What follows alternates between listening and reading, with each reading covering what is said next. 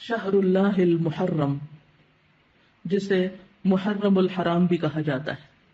محرم کا لفظی معنی ہے حرام کیا گیا، یعنی جس مہینے کی حرمت ہے، جس میں بہت سے ایسے کام حرام کیے گئے ہیں جن کو ایک مسلمان نہیں کرتا یا ان کا کرنا اس کے لیے حرام میں آتا ہے۔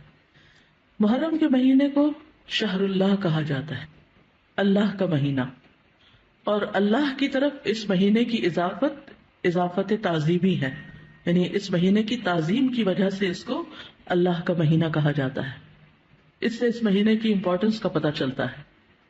صحیح مسلم کی روایت میں آتا ہے، ابو ہریرہ رضی اللہ عنہ سے روایت ہے کہ رسول اللہ صلی اللہ علیہ وسلم نے فرمایا، رمضان کے بعد سب سے افضل روزے اللہ کے مہینے محرم کے ہیں۔ تو گویا اس مہینے کی بھی خاص عبادت پھر کیا ہوئی؟ روزے۔ عشر ذی الحجہ میں تو پہلے 9 دن کے روزے تھے، لیکن اس میں پورے مہینے میں سے جب بھی آپ چاہیں روزے رکھ سکتے ہیں۔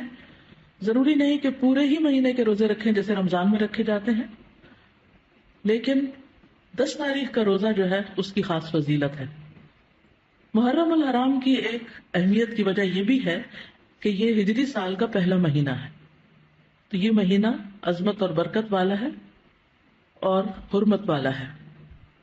حسن بصری کہتے ہیں کہ بے شک اللہ نے سال کی ابتدا بھی حرمت والے مہینے سے کی اور اس کا اختتام بھی حرمت والے مہینے سے کیا، یعنی آغاز بھی حرمت سے، اختتام بھی حرمت پر۔ سال میں رمضان کے بعد اللہ کے ہاں محرم سے بڑھ کر عظمت والا کوئی مہینہ نہیں۔ تو اس سے کیا پتہ چلتا ہے کہ اگر کسی چیز کی ابتدا میں بھی حرمت ہے اور انتہا میں بھی، تو پھر ان دو کے بیچ میں کیا ہونا چاہیے؟ اس کا خاص خیال رکھنا چاہیے، یعنی جس کام کے آغاز میں اور جس کے اختتام پر خصوصی ہدایات دی جائیں اور اللہ سبحانہ وتعالیٰ کی عبادت اور خصوصاً روزے وغیرہ کی عبادت کی طرف متوجہ کیا جائے تو سال بھر بھی پھر اس کی عادت اپنا لینی چاہیے۔ نئے سال کا آغاز جو ہے وہ دعا سے کرنا چاہیے۔ عبداللہ بن ہشام سے روایت ہے، وہ کہتے ہیں کہ جب مہینہ یا سال آتا تو رسول اللہ صلی اللہ علیہ وسلم کے صحابہ یہ دعا اس طرح سیکھتے جیسا کہ وہ قرآن سیکھتے، اللہم ادخلہ علینا بالامن والایمان والسلامت والاسلام وجوار من الشیطان ورضوان من الرحمن۔ اس کا معنی ہے، اے اللہ اس مہینے کو یا اس سال کو ہمارے اوپر امن اور ایمان، سلامتی اور اسلام کے ساتھ، شیاطین سے بچاؤ یا شیطان سے بچاؤ اور رحمان کی رضامندی کے ساتھ داخل فرما۔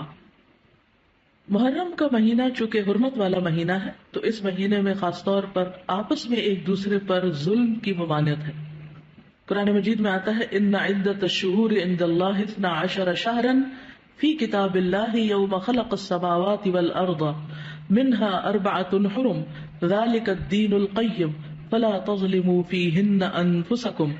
بے شک مہینوں کی گنتی اللہ کے نزدیک اللہ کی کتاب میں 12 مہینے ہیں، جس دن سے اس نے آسمانوں اور زمین کو پیدا کیا، ان میں سے 4 حرمت والے ہیں، یہی سیدھا دین ہے، سو ان میں اپنی جانوں پر ظلم نہ کرو۔ تو میسج کیا ہے؟ فلا تظلموا فیہن انفسکم، اپنے آپ پر یعنی ایک دوسرے پر ظلم نہ کرو۔ تو کیا نہیں کرنا اس مہینے میں؟ ظلم نہیں کرنا۔ ظلم کی کون سی شکلیں ہوتی ہیں؟ ظلم ہوتا ہے کسی کو اس کے حق سے محروم کرنا، کسی کا حق چھیننا، کسی کا حق مارنا۔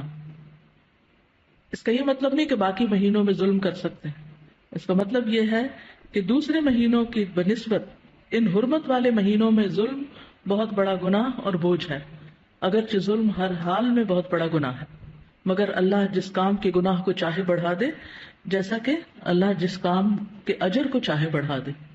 یعنی وہی نماز ہوتی ہے، وہی صدقہ خیرات ہوتا ہے، لیکن عشرہ ذی الحجہ میں کیا ہوتا ہے؟ اس کا اجر کئی گنا بڑھ جاتا ہے۔